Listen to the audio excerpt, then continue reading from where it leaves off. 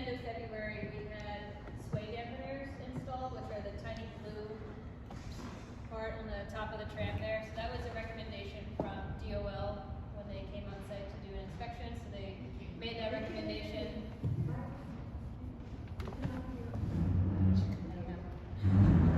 Here, can you use this?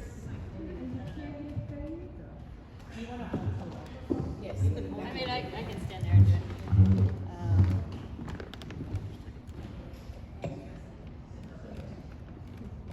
Can everyone hear me? Yeah. Okay. So at the end of February, we had two things took place. So we had the installation of sway dampeners on the north and the south cabin trams. This was a recommendation from Department of Labor based on their inspection of the tramways. We also had a hydraulic cylinder that was replaced on the north cabin, which is why it was out of service for a few days.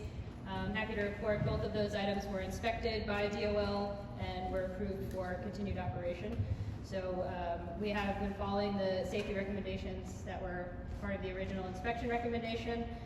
And then our next steps are now working with Hardesty and Hanover to collaborate with POMA to make sure that we really get to the bottom of the swaying instances and communication challenges that we had previously. I was interested in the, I guess you might say, the safety features of the tram, because many people, of course, the swing is going to frighten everyone. But if I remember correctly, the reason we had this particular design was, if you look carefully, you see that there's 3 lines that it's attached to. And in the past, there was only one.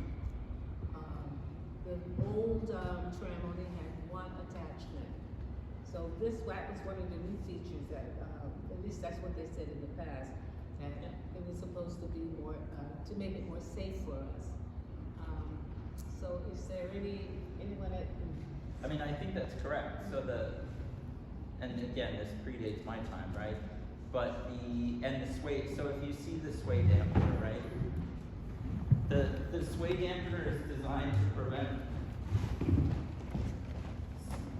so it's this piece here, and it connects by cable up to the main apparatus that attaches to the wires, and it prevents the tram from rocking laterally back and forth. The 3 wires that Faye is talking about prevent lateral movement on the tram. So the tram is, when it sways, it's going to be swaying back and forth, forward, backwards, and that's what the dampeners are there to prevent. They're called dampeners because they can't stop this swaying from happening altogether, but they dampen the swaying movement. Does that, right? And so the safety feature that Faye is talking about is the fact that it has 3 ropes and that prevents lateral movement. The attachments. I'm sure if you look at some old photographs of the tram, you will be able to see the difference in the 2 cabins. The system, yes. Yes. Are there anyone have any questions on, I guess, the tram or any more since the installation of the?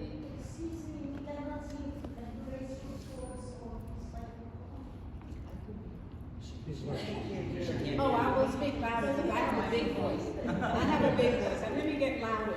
I was asking about since the dampener was put on, whether or not it has had any major swings since then, or any complaints. Not that have been reported. None has been reported. Okay, so I guess it's working. And what did they do? I understood there was some work being done other than the dampener. What did they do? They were just researching, trying to find out what was making it. Oh, I think it's working now. So the other item that they took care of was the hydraulic cylinder replacement for the north tram cabin. This was on the at the Manhattan station. And it's a relatively large piece of equipment. We had to get it brought in from overseas, get through customs, all that kind of stuff. So there was a little bit of coordination happening there. And that's more, not so much with the swaying features, that's just general maintenance of the tram, right? Any other questions? One question. Hardesty and Hanover have been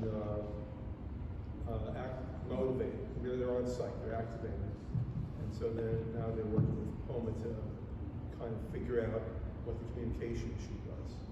Yeah, so one of the first things that we're going to work with Hardesty Hanover on is the communications challenges that we experienced in the past. And the reason the train was stopping abruptly is that we lost communications, and as a safety measure, we paused its operation. That's right. We're also going to have them investigate the frequencies that are around the tram tower on both sides, Manhattan and Roosevelt Island, to make sure that we have the appropriate frequency, that we can avoid interruptions in the future. And because there are a lot of frequencies, I mean, it's Manhattan, so we want to make sure that we target what our frequency is and how we can better maintain that so that there's less stoppages or no stoppages. I thought it was the outside frequencies, the frequencies of the, I guess, the neighborhood.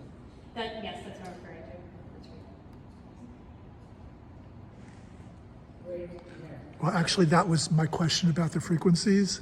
But just so you know, over the weekend, there were reports of it abruptly stopping, although people said that the swaying was much less, and perhaps it's because of the dampener. So I just wanted to let you know about that.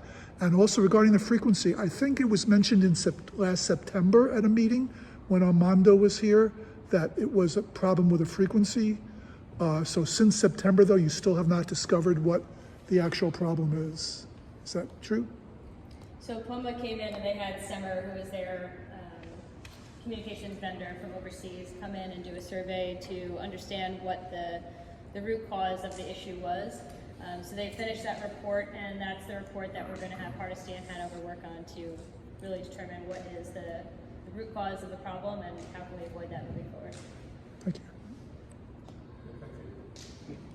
Thank you.